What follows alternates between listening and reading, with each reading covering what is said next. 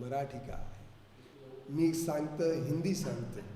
मला हिंदी येते, तुला मराठी येते. काय पण गोष्ट बरोबर आहे. तुमची गोष्ट आमची गोष्ट बरोबर आहे. काय पाहिजे? सगळ्यांना पहिला चरण सरळ पाहिजे. कोणाची सरळ? कोणाची सरळ? कोणाला? जिनेंद्र देवची सरळ पाहिजे. चरण सरळ पाहिजे. तो चरण सरळ केव्हा? जेव्हा सृष्टीचे आरंभ झाला, जेव्हा सृष्टीचे आरंभ झाला त्यावेळी ही चरण काय? संसार समुद्रात पतन जो गिर रहे थे ना, उनके लिए पडणार आहे. पडणार होते त्यावेळी त्याने सरळ वन झाले. तो उस समय जो संसार रूपी समुद्र में गिरने वाले थे, दुख में गिरने वाले थे. संसार सिर्फ दुख का नाम है. संसार की चारों गतियों में सुख नहीं है, सिर्फ सुख की कल्पना है. सिर्फ कहीं धूप तो कहीं छांव, सुख दुख दोनों रहते जिसमें. क्या रहते? सुख दुख दोनों रहते जिसमें जीवन है वो गाँव.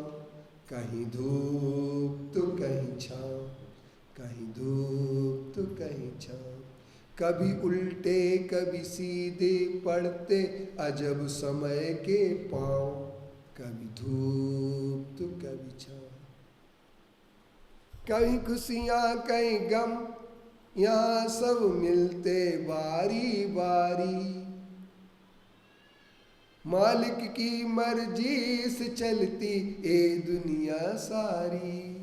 ध्यान सीखे ना जग नदिया में बंदे अपनी नाव. कहीं धूप तो कहीं छाँव.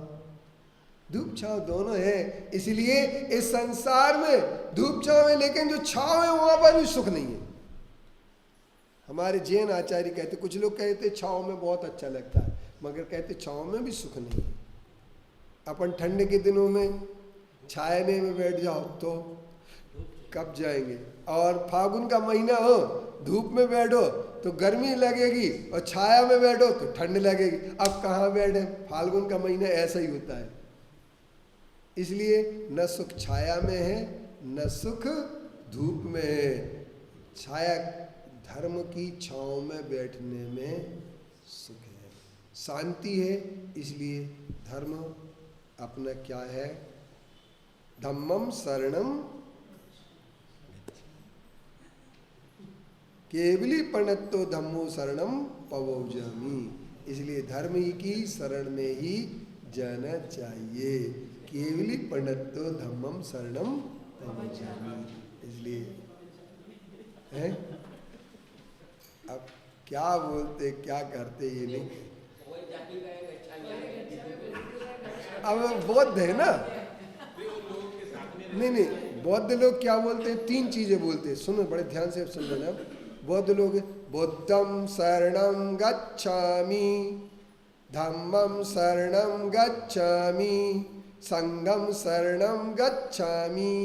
वो ऐसा बोलते हैं. और हमारे यहाँ बोलते चत्तारि शरणम पवौजामि, अरन्ते शरणम पवौजामि, सिद्धे शरणम पवौजामि, साहु शरणम पवौजामि, केवली पंडितो धम्मम शरणम पवौजामि. इसलिए आज अच्छा लगा ना? भक्तामृत समझ में आया? तो अगर समझ में आया है आई तो दररोज आपण इथे बसून भक्तामृतचे अर्थ आणि त्यांचे उच्चारण आणि काय त्यांचे भावार्थ गम्यार्थ सवी समजून काय करा? आत्माचे कल्याणचे मार्ग खोजा पाहिजे. जवानी बोली पंच परमेष्टि बोली।